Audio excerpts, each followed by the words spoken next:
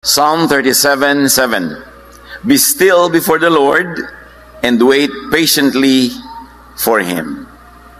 Magnilay-nilay, magbulay-bulay, magmuni-muni. Napakahalagang bahagi ng buhay espiritual. Salamat Panginoon dahil pwede kaming lumapit sa inyo sa pamamagitan ng pananahimik lamang. Nabigyan namin kayo ng puwang, ng oras sa aming puso na kayo mangusap, magtuwid, magpaliwanag. Sa sandaling ito, hinihiling namin ang iyong mga salita na magbibigay sa amin ng higit pang kaliwanagan sa buhay. May you be our speaker, may your voice be heard by all, and may you enlighten us. Lead us unto greater knowledge of you, unto deeper spirituality, unto a more peaceful and loving lifestyle. Father, we thank you. We honor you. In the name of your Son, Jesus. Pagninilay, meditation, contemplation, or reflection, isang pagbubukas o pagbabago ng isipan ayon sa pagtawag, sa pahayag ng Panginoon. Pagninilay is not pag-iisip. It's not thinking consciously. It is not to be mistaken for the intellectual and mental exercises of Bible study, of group discussion, and even of guided devotional time or what we call quiet time. Ang tunay na pagninilay ay hindi conscious thinking. Psalm 119:15-16, I meditate on your precepts and consider your ways. I delight in your decrees. And here in meditate, the Hebrew word used is haga. Yung mga Jew, pag nagme-meditate sila, hindi katulad ng modern day quiet time ngayon. They recite words from Scripture repeatedly. Malakas, nadidinig nila, nadidinig ng iba, so that when people are doing their meditation together, it's really quite noisy. And the noise, the collective sound that they produce, become like a repetitious drone that mesmerizes, almost hypnotic, that it has the effect of mantras. People get lost in the process.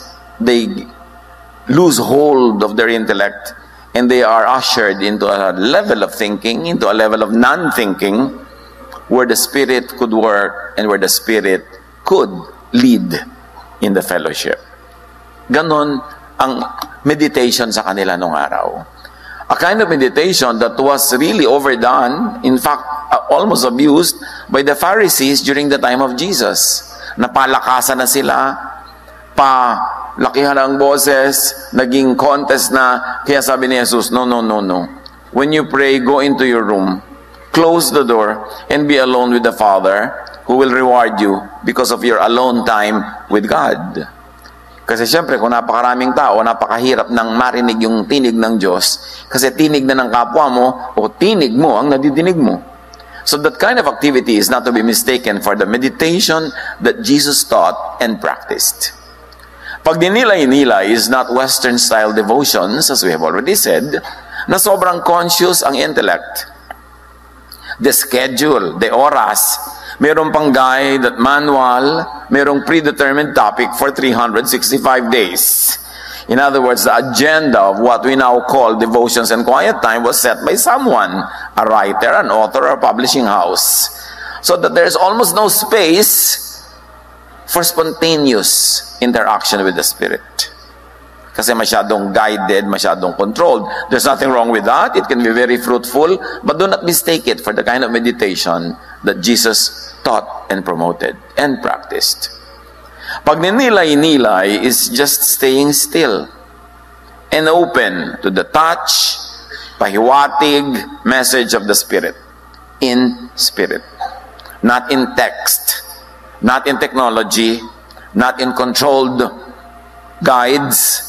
In Spirit. Meaning there is time, there is space for the Spirit to take us where the Spirit likes to take us. Kailangang malaman muli, pag-aralan at disiplinahin ang sarili para talaga mag-meditate ngayon. Kasi naiba na ang concept of meditation. Para lang na alone, by yourself, Bible study. Ito yung verse na babasahin, ito yung prayer na ipepray, ito yung topic na dapat malaman, at ito yung action na dapat mong gawin. Nasaan yung devotion doon? Parang classroom activity. Except yung teacher mo, nandun sa guide. James 4:8, come near to God, and He will come near to you. And what kind of coming near are we talking about? A spiritual approach, where you give God the space and the time where God can approach you the way God wills. Psalm 37:7, be still before the Lord and wait patiently for Him. To wait patiently means to yield the agenda to the Lord. Nang mamamagitan sa inyong dalawa ay yung gusto niyang maging topic ninyo. Nang yung mauunawaan ay yung ipapaunawa niya, hindi ikaw ang nagdidikta ng agenda. To give God that kind of space and freedom that we yield to God so that He could do what He wants to do. Ecclesiastes 9:1-2. So I reflected on this and concluded that the righteous and the wise in what they do are in God's hands. In other words, what we do, which comes from what we think of, which comes from what thoughts enter our minds, what spiritual revelations are given us, that is all in the hands of God. So you give God that kind of freedom, that kind of elbow room to lead in your personal fellowship with God. 2 Corinthians 3:17-18, now the Lord is the Spirit, and where the Spirit of the Lord is, there is freedom. And if we can add freedom even in the topic, the discussion, the idea that will be the center of your attention, it is a kind of freedom that we enjoy when we let go of too much control from others, from religion inc., from corporate religion, to make spirituality very personal, especially in devotions. And we all, who with unveiled faces contemplate the Lord's glory, are being transformed into His image with ever-increasing glory. This is what we like. Jesus-likeness, Christ-likeness, transformation from our image into the image of God. And how does the transformation happen? By the changing of our minds, which happens when the Spirit reveals to us, in Spirit, the will of God, the guidance of God in general and in particular affairs of our daily life. So mahalaga yung contemplation. Contemplation na hinahayaang Diyos ang manguna, ang umakay kung saan tayo gustong dalhin. What are some of the effects of pagninilay on the body, on the mind and emotions according to science? Meaning according to psychology, psychiatry, even medicine, because by now there are already countless clinical experiments, clinical observation done under scientific methods, in scientific terms, on the effects of being quiet, spiritually connecting with the divine, of meditation. Maraming pag-aaral. What are the effects of pagninilay on the body and the mind according to science and Scripture? We should not make science and Scripture oppose each other, because science is God's prophet. When science explains to us the method, the methodology, the way things work, it is not excluding in the equation that it was made, created by God. Naiintindihan lang natin the mechanics of how God works. Up to a point, hanggang maaabot ng electron microscope, o maaabot ng mga telescopes. May nababatid tayo sa mamaraan ng pagkilos at paggawa ng Diyos, pero hindi nun ibig sabihin wala palang Diyos nung nalaman mo yung method. So hindi dapat kinokontra ang science. Science could be God's last prophet, explaining to us, bringing us into frontiers heretofore unreached and unknown to man. Paano pinapahayag ang nangyayari sa body, sa mind, sa emotions through meditation? In Scripture, it is expressed in prayer. It is expressed in declarations of faith. Na makikita natin that over time, our spiritual ancestors have already observed the effect of spiritual communication with God on their body, on their minds, on their emotions, to the point that it is now enshrined in their prayers, which are recorded in Scripture, enshrined in their declarations of faith. Again, it's recorded, carved in stone, if you wish, in Scripture. Meditation and pagninilay, according to science, physically changes the brain. Clinical studies of people who do meditation have observed changes in the shape, the physical shape of the brain during meditation and after. And meditation grows the good, the so-called good parts of the brain. The parts of the brain that give you happiness, joy, peace, contentment, all those positive feelings. And expressed in Psalm 119, 31 to 32, I hold fast to your statutes, Lord. I run in the path of your commands, for you have broadened my understanding. Poetic way of saying, you have changed the shape of my brain. You have broadened my understanding. You have made the parts of my brain that make me intelligent become more and more pronounced. Meditation and pagninilay increases the area of the brain for learning and memory. That's what science says. And the Scripture says, Psalm 19:7, the law of the Lord is perfect, refreshing the soul.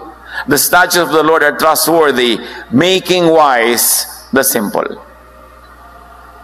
Ang tama na spiritual na meditation, nagpapatalino, nag-iiba ng shape ng brain. Kaya yung makikita mo yung talagang spiritually attuned to the Lord, tamang mag-meditate, tamang mag-aral, patalino ng patalino.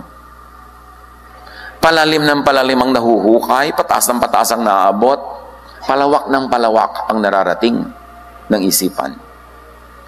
Meditation does that.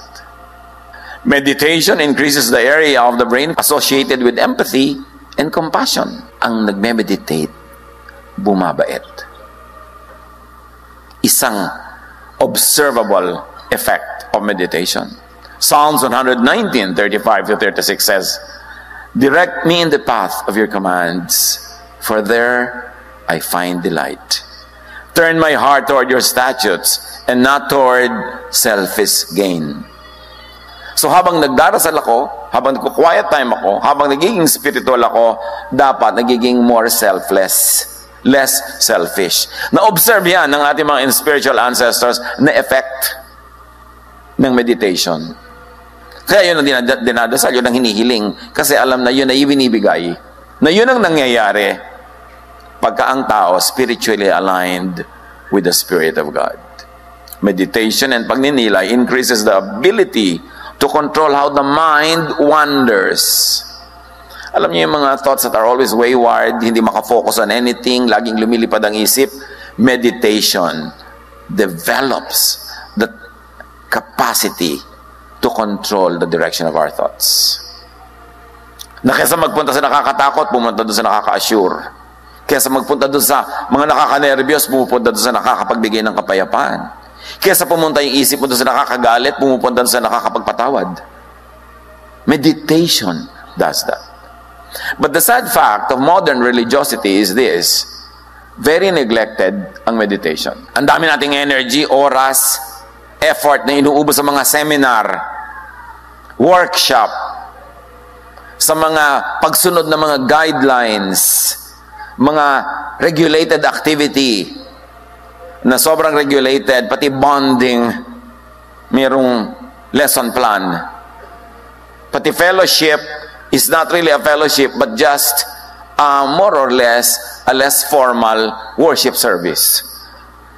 Yung regulated lahat. Kaya tuloy kulang na kulang tayo sa bunga ng Espiritu. Kasi konting-konti ang ginagawa nating tunay na humihipo sa ating Espiritu. Mga pangibabaw, mga panglabas, nakikita, nasusukat, numbers of people, numbers of books read, numbers of verses memorized. Pero anong talab? Bumabait? Bumubuti? Pumapayapa ba tayo? Na kung kailangan ang isip natin ay dalhin doon sa tamang daan, yung hindi ka magagalit, lumiliko doon ka sa nagagalit, nagpupunta. Yung lumalakas ang yung loob, pero ang pinupuntahan ng isip mo doon sa humihina. Sa nagiging buo ang yung loob, ang pinupuntahan yung nagiging nagdadalawang loob ka. Nahahati ang loob. Kasi hindi natin makontrol yung takbo ng ating utak, hinahatak ng ating kaaway para dalhin sa madilim, dalhin sa nakakatakot, dalhin sa magulo, dalhin sa baghabag, dalhin sa namomroblema, dalhin sa vexation. Isaiah 26:3, you will keep in perfect peace those whose minds are steadfast because they trust in you. So even that kind of steadfastness is a result of good, productive, fruitful meditation. Kasi kung nadadaan sana sa mga study yan, seminar, sa dinami-rami ng ganyan, sa religion, dapat napaka-peaceful na ng isip ng mga tao. Dapat mga unawain na, mapagpatawad, maibigin. Pero alam nating lahat na yan ay kulang na kulang. Kasi nga ang lagi na-emphasize, activities that could be controlled by others, activities that have definite beginnings and endings, activities that are controlled in method, in methodology, and even in the goal and objective of the activity. Nakaset na. Wala nang space yung spontaneity of our interaction with the Spirit of God. Those activities are not bad. Up to a point, they are very useful, but they are not everything. Hindi sila dapat sobrang ma-emphasize at the expense of personal spirituality, of personal meditation, of personal time with God. Meditation and pagninilay decreases the area of the brain responsible for anxiety, fear, and stress, proven over and over again by clinical experiments. So ang taong nagme-meditate talaga, pumapanatag. Psalm 119:27-28. Let me understand the teaching of your precepts. Then I will meditate on your wonders. My soul is weary with sorrow. Strengthen me according to your word. So alam na alam nitong mga awit na ang nakakapagpalakas, meditation. Nasabi na yan sa kanya ng mga nauna sa kanya sa pananalig, at sa maraming pagkakataon ay na-observe na niya ito. Meditation and pagninilay reduces anxiety and depression, and reduces bad feelings and emotions. Tumitibay, tumitiwasay, natatahimik ang taong nagme-meditate. But again, control-obsessed religiosity scares us against meditation. Yung mga religious leaders na gustong sila ang nagdidikta kung anong iisipin mo, anong verse ang babasahin mo, anong prayer ang ipagpe-pray mo, tinatakot ka na manahimik, na walang agenda, tahimik before the Lord. Sabi, papasukin ka naman sa mga espiritu. Bakit ka papasukin naman sa mga espiritu kung nananampalataya ka sa Diyos? Bakit ka papasukin naman sa mga espiritu kung Diyos ang tinatawag mo? Greater is He that is in you than he that is in the world. And yet, many Christians are afraid of meditation. Iniisip nila, ay, naku, ano yan, New Age. Naku, meditation, nakakatakot yan, baka tayo maposes. Bakit ka mapoposes? Kung walang kakapitan sa'yo, hindi kakapit. Ang wini-welcome mo ay ang Holy Spirit of God. But there is no space for the Holy Spirit when your mind is full of your own agenda, of your own topics, of your own controlled devotions. Huwag matakot to be empty enough to have the space, yield the time to God. Kaya sabi, be still and know that I am God. Psalm 143 verse 8, let the morning bring me word of your unfailing love, for I have put my trust in you. Show me the way I should go, for to you I entrust my life. So you let God show you the way. You don't ask God to obey you in the way that you want. You let God show you the way, even if it is contradictory to the way that you have in your mind. That is what it means to yield to the Spirit of God. Meditation and pagninilay helps manage stress and pain, even physical pain. Natatranscend yung physical pain when people meditate. When people meditate on the goodness, the kindness, the love, the power of God. Gumiginhawa ang pakiramdam ng damdamin, pakiramdam ng katawan ng isang taong nakikipagdaig sa Diyos sa pamamagitan ng pagninilay, pagbubulay-bulay, Pagmumuni-muni. Nung araw, umabot pa ako sa panahon na halos lahat ng mga bahay, lalo sa probinsya, may mga balkonahe, tapos meron dong silyon o tomba-tomba na yung mga matanda laging uugoy-ugoy doon. At kahit tayo nung araw, lumaki nakasakay sa duyan, doon pinapaantok, doon inuugoy-ugoy.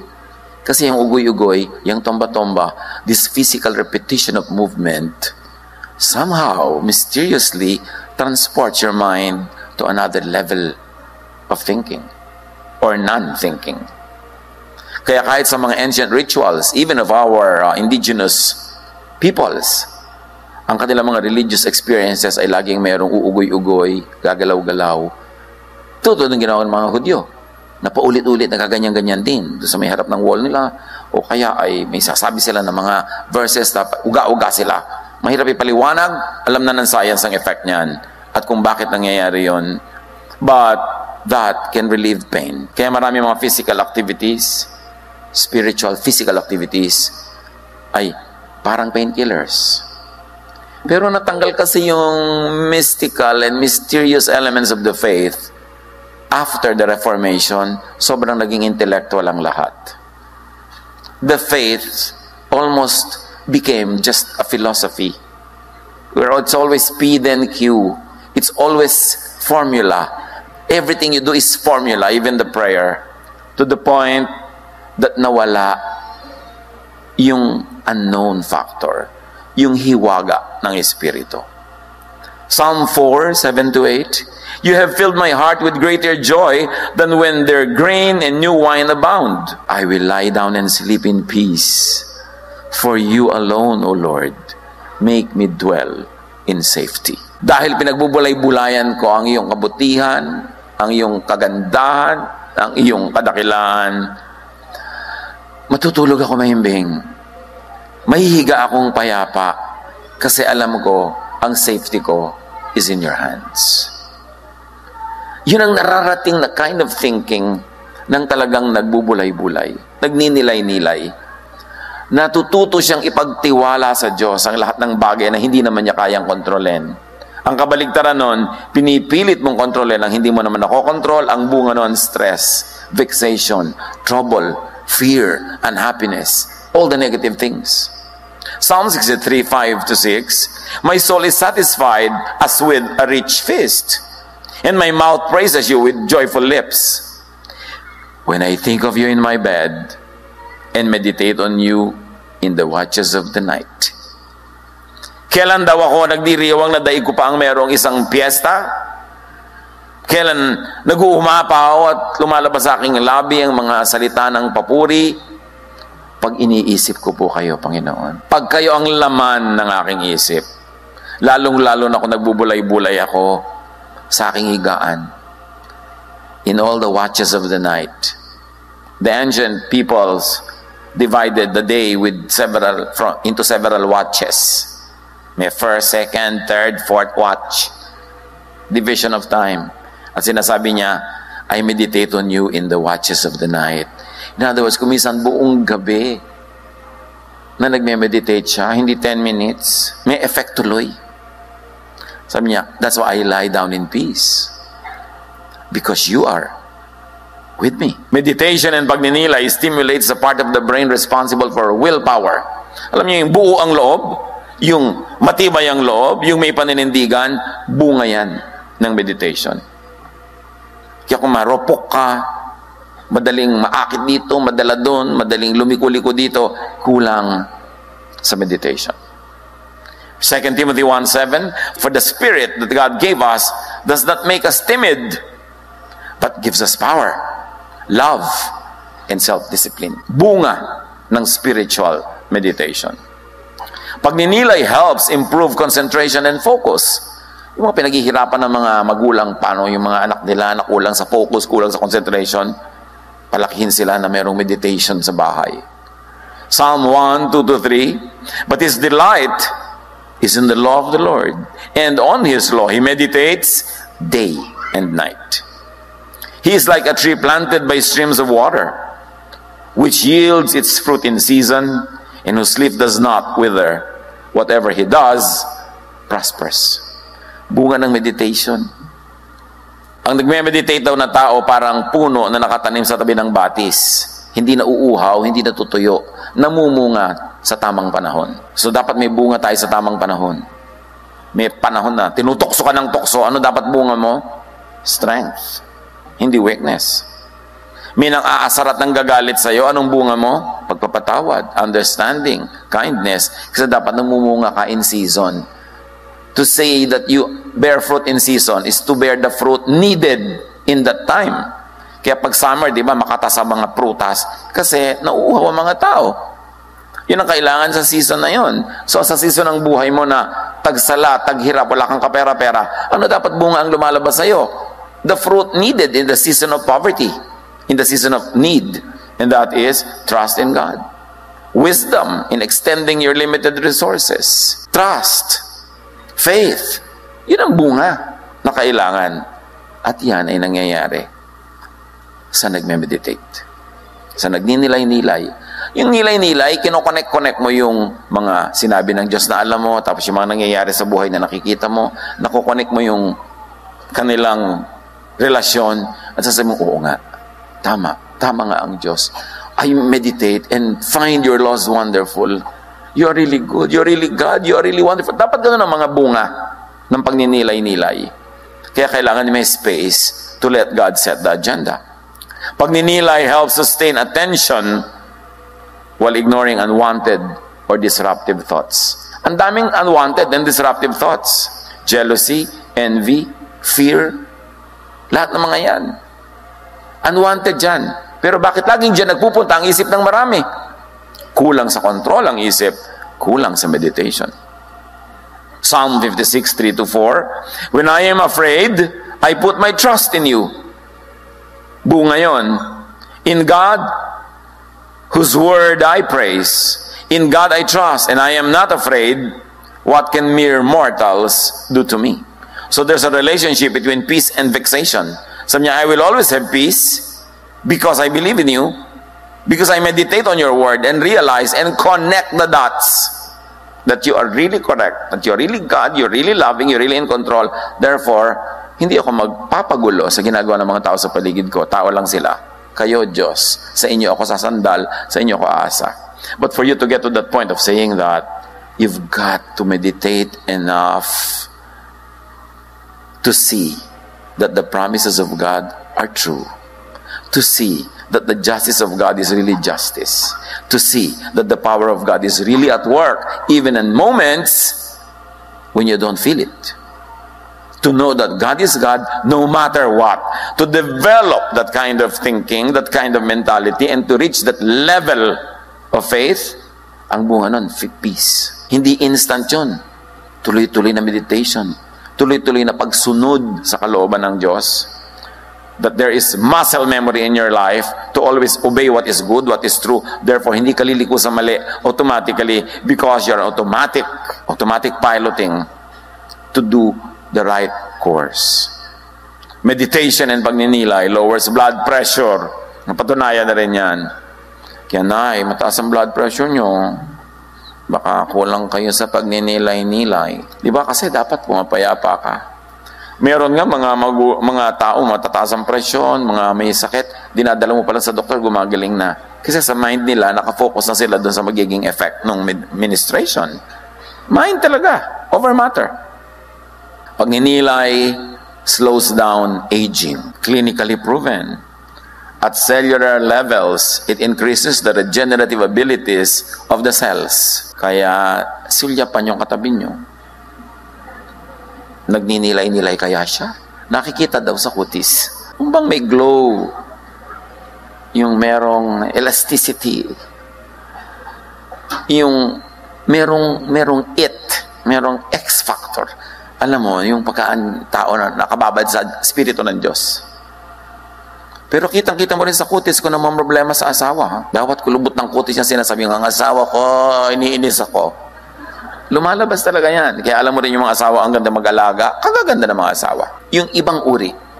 Lalo na ngayon, kung nakababad ka sa Panginoon sa meditation, talagang Diyos ang timeless. Siya ang fountain of youth. Yung payapa ang loob. Yung tahimik ang buhay. yung nagtitiwala. Hindi nagpapadala sa takot o pangamba.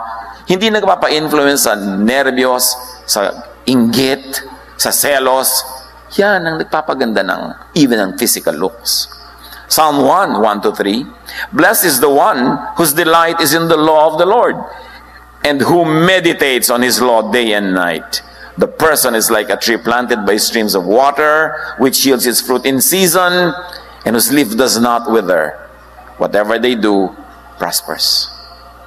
Lagi silang nananariwa, namumukadkad, dumalimuyak.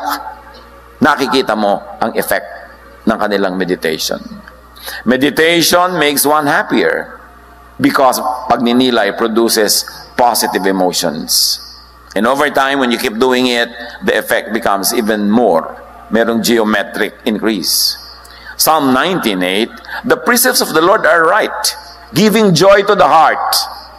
The commands of the Lord are radiant, giving light to the eyes.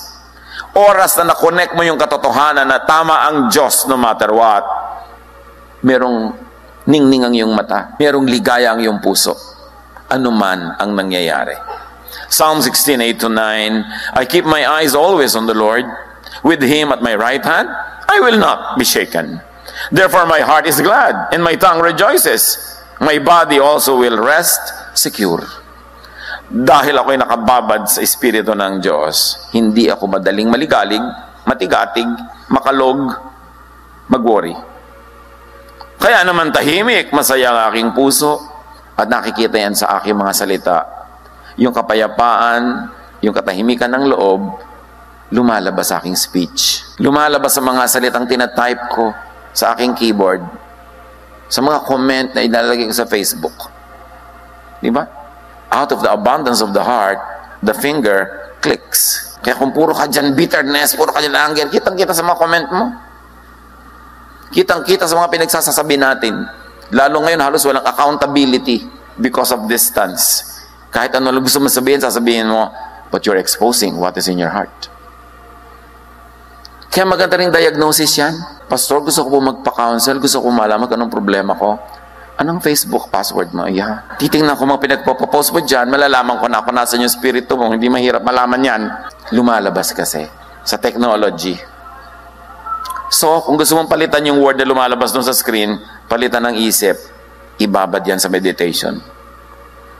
Para pag-ibig, kapayapaan, katahimikan, yung mga lahat ng gusto ni Jesus ang nagaganap sa ating buhay. Pagninilay increases the gamma brain waves associated with empathy and feelings of happiness. Imagine, salamat na lang, marami mga scientists ang nag-aaral ng ganitong mga bagay. Sabi naman Psalm 119:111, Your statutes are my heritage forever. They are the joy of my heart. Agree. Meditation promotes appreciation of the present moment. Alam niyo yung talaga nagme-meditate, lagi nakababad sa Panginoon, nasa present ang tingin. Bakit? Pag lagi kayo nakatingin sa past, malulungkot kayo.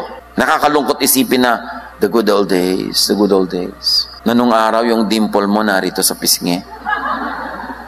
Ngayon, nandito na sa sentido. Cafe facelift. Sabi, namimiss ko yung dimple kong mababa. Minsan, ang ganda-ganda ng dimple mo, pusod ko yan. Ganun ka-effective, ang lifting. Sayang, ganun nung araw, gusto ko nung araw. Alam niyo po, lagi nyo inisip yung nakaraan, malulungkot kayo. At pag lagi nyo inisip ang future, matatakot lang kayo, nenervyusin kayo. Tapos ang daming religion, walang ginawa kundi puro future ang pinag-uusapan. Mga end of the world na nakakatakot. Pamisa-misa ka nag-church, umuwi ka pa takot. Eh, mapipigil mo ba kahit kailan mangyari yan? Bakit lagi na lamang yan ang iniisip? Kaya sabi ni Jesus, do not worry about tomorrow. Focus on today. Tomorrow will be anxious for itself. The day's own trouble, will be enough for you. Because God's blessing for today is enough for all your needs today. Nagkukulang sa tingin mo kasi ina-allocate mo sa loneliness of the past and worries of the future. Kulang tuloy. So do not be anxious about tomorrow. Don't think about it. Ang isipin mo yung ngayon at makikita mong sapat ang mga blessings sa iyo ngayon. Pero pag inisip mo yung ibabayad mo sa mga kung ano mong babayaran next month, nervyusin ka nga. Sabi nga nun, tomorrow will worry about itself. Psalm 49:3-5, my mouth will speak words of wisdom. The meditation of my heart will give you understanding. I will turn my ear to a proverb. With the harp, I will expound my riddle. Why should I fear when evil days come? When wicked deceivers surround me. Kasi alam niyo, antidote ko sa mga yan. Sabi ganun, tutugtog ako, magpupuri ako, gugunitain ko ang mga salawikain na napatunayan na over generations na tama at tumpak para ako matahimik. Pagninilay clarifies thought. Nakakapagpalinaw ng isip. Isaiah 57, because the sovereign Lord helps me, I will not be disgraced. Therefore, I have set my face like flint, and I know I will not be put to shame. Nare-realize yan ang taong nagbubulay-bulay. Connecting problem with solutions, connecting experience with theory. Nalalaman mong, yes, God is correct, God is in control. But it takes an expansive oversight, an expansive vision to see that and to connect the dots. Meditate. Meditate more often, more deeply, more transcendently. Huwag iasa sa experts ang inyong meditation. Maganda yung meron kang devotional guide, meron kang ganito, may ganun ka, pero dapat yon supplement lang. The main devotion must be between you and God alone. When you sit there quiet with no agenda, letting God take over the fellowship. When you are quiet, that you can hear your mind think, or you can hear non-thinking, so that it is God's thought that will fill your mind. Transcendent ang mga bagay na effective talaga. And it takes discipline to do that. Plug into God, plug into power through meditation. Because when you meditate, you enter a portal, you enter a door that brings you to another world, that brings you into a timeless, spaceless spirituality where God is supreme. Allow and make meditation become your portal, your doorway into and from the spiritual realm, from eternity into and from the kingdom and the kingship of God. When you lay yourself bare before God, when you remove all your personal agenda and silence your own voice, you yield the throne of your heart to God. You make God king, and your spirit, your heart, becomes God's kingdom. That kingdom of God becomes yours even before physical death. Yun ang kingdom na sinasabi ni Jesus, the kingdom of God is within you. When your thought, your heart is tuned into God, the power of God crosses vast, infinite spaces into your heart. Your heart becomes God's kingdom. The kingdom of God is in you. You have heaven on earth. Dapat ganun. Hindi puro lang intellectual exercise. Ang dami-dami nating theologizing, ang dami-dami nating kung ano ng mga doktrin ang pinag-aaralan na ang bunga, bangayan, awayan, gulo. Dapat ang hinahanap natin yung nakakapagpapayapa, nakakapagpatahimik. Dahil yun ang kailangan natin sa napakagulong mundo. Do not over-rely on specialists. Do not over-rely on theologians. Tulad ng lagi kong gustong sabihin, walang apo ang Diyos. Puro anak. So anak ka ng Diyos, huwag mong iasa sa spiritual parent mo ang pag-feed sa iyo ng mga spiritual food, ang pag-feed sa iyo kung ano ipagpe-pray. Pastor, ano pong ipagpe-pray ko? Pati ipagpe-pray mo, itatanong mo pa sa akin, ano pong verse na magandang basahin? Ba't di ka maghanap? Ano pong gagawin ko? Ba't hindi mo isipin ko anong gagawin mo? Pakitanong niyo po sa Diyos, ba't di ka magtanong? Ang dami-dami yun na nagpapatanong sa akin. Nagkakapalit-palit ang sagot. Ba't hindi ka magtanong direct? Yan ang kulang sa atin, mga kapatid. Personal relationship with God. Sobra tayong nakaasa sa corporate religion. Sobra tayong nakaasa sa sinasabi ng mga expert. Parang siya ang ama mo sa faith. No.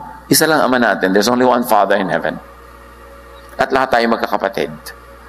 In other words, lahat tayo may access, may right, may privilege, may duty na personal na makipagniig sa Diyos. Bigyan nyo yun ng space. Kailangan meron. Develop personal meditation. Sabi ni Jesus, John 10:9-10, I am the gate. Whoever enters through me will be saved. They will be able to come in and go out. They will find everything they need. I came to give life. Life that is full and good. I am the gate. Enter through me and you'll be saved. Pagka nakita natin yung word na salvation, lagi natin iniisip, salvation from hell. Isa lang yan sa maraming meaning ni Jesus sa salvation. And in this context, it is salvation from want, from spiritual hunger. Kaya sabi niya, you will go out and find pasture. You will find streams of water. You will find green grass. In other words, you will find the needs of your daily earthly life. Pati yun binibigay ko. Pati yung peace of mind. Pati yung pagiging tahimik. Pati yung pagiging payapa. Sabi niya, you will be able to come in and go out. So hindi yun yung eternal life na pagpasok mo, wala nang uuwian. Sabi, iba yung door na sinasabi niya, you come in and you go out. From your place, you go to the pasture, and then you go back to where you are. Then you go to the streams of water. Then you go back to where you are. And He is that gate. In other words, binibigyan niya tayong laya na magpabalik-balik, magparot-parito, hanapin ang mga kailangan natin na handang-handa naman niyang ibigay. Sabi niya, I came that you might have life and have it to the full. Allow and make meditation become your stairway to and from heaven. Kasi the kingdom of God is within you now. It can connect to the kingdom out there. And the way, yung parang Jacob's ladder, where angels go up and down from heaven to earth, that is meditation. That is spiritual connection. Na kahit si Jacob, nakita niya yung ladder nung siya natulog at umunan siya sa bato. There is that kind of transfer, of transportation of consciousness para madaanan mo yung daan na yon at makinabang ka doon. Go up to and down from heaven, see God by meditation. You can see God by Bible study. You can see God by hearing messages like this. You can see God by singing, by praising, by worshiping, by serving. But never neglect the way to see God through meditation. Because that is one of the most powerful ways that God has given us to be in touch with Him. Magnilay-nilay. Ngayon, magnilay-nilay as ER or emergency room or as OR, as operating room. Kasi minsan, ay na yung problema mo, ang laki na. So magnilay-nilay ka para makagkaroon ka ng guidance, para magkaroon ka ng kapayapaan. Pero better, magnilay-nilay as gym, as training, as exercise. Meaning you do it every day. Magnilay-nilay ka lagi para pag dumating yung problema, yung tanong, yung gulo, ready ka na kasi nag-exercise ka na araw-araw. Hindi mo dadaanin sa minsanan lang dahil nun mo lang ginawa kung kailan may problema ka na. Kailangan may daily dosage of aloneness with God because cumulatively, it will become your ever-increasing power. So that when big issues come, stable ka na. Kasi, ang dami mo nang na-deposit sa bangko ng meditation na mawi-withdraw mo sa panahon ng pangangailangan. Mark 1:35, Jesus modeled meditation. Di ba sinabi natin yung Jewish way, yung maingay, ganyan-ganyan. Lahat yan, kinorek ni Jesus, binalance niya. Mark 1:35, very early in the morning, before the morning prayers in the temple. Very early in the morning, while it was still dark, Jesus got up, left the house, and went off to a solitary place where He prayed. Hindi na haga na meditation, proseukomaina in Greek. Iniba. Ginawa ni Jesus ang meditation is not a public activity, but a private one. Kaya sinabi niya, when you pray, go into your room, close the door where no one can disturb you, and be alone with God. Jesus never organized massive prayer rallies. Kasi sa mga prayer rally, controlled ko ano ipagpe-pray, controlled ko sino magli-lead, controlled ang program. Hindi yun masama. May benefit yun. Pero huwag lang yun. Because Jesus modeled personal, private meditation. And of course, Jesus is truth. Jesus is the way. Jesus is the life. Dapat pansinin ang itinuro niya. Luke 5:16, but Jesus often withdrew to lonely places and prayed. Tahimik, mag-isa, walang agenda. So Jesus modified, changed, and corrected the Pharisaistic practice of Haga. Binigyan niya ng laya ang tao. Jesus empowered the individual to exercise spirituality minus the control of Religion Incorporated. Laging ganun ang agenda ni Jesus. Binibigyan niya ng power yung individual because during his time, wala nang freedom ang individual. Nakadikta na sa kanya. Idinikta na ng temple ang lahat ng gagawin niya, kakainin niya, hindi niya kakainin, sinong iibigin niya, sinong hindi niya mamahalin, gaano kahaba ang kanyang buhok, ilang buhol ang hibla ng kanyang mga damit. Kinontrol na yung lahat. At ang ginawa ni Jesus, binalance niya yon, gumawa siya ng private, personal space for the individual to practice spirituality. Kaya nagagalit sa kanya yung mga taga-temple eh. They disenfranchise yung religion. Jesus set people free to meditate on their own, directly with God. Importante. Go up to and down from heaven, see God by meditation. Prioritize pagninilay in your spiritual life. Huwag niyong gawin lang after waking up and before getting your coffee or getting your shower and going to work kasi masyadong limited. Find time kung saan pinakabagay na hindi kayo nag-aapura, merong space ang Diyos at makikita niyo ang bunga niyan sa buhay natin. Yan ang itinuro ni Jesus. Ibig sabihin niya ng pinakamabuti. Magnilay-nilay, mga kapatid. Panginoon, salamat.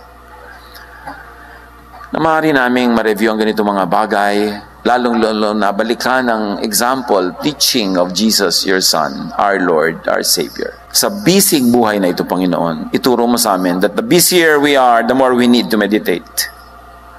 The bigger the decision we have to make, the longer should be our meditation.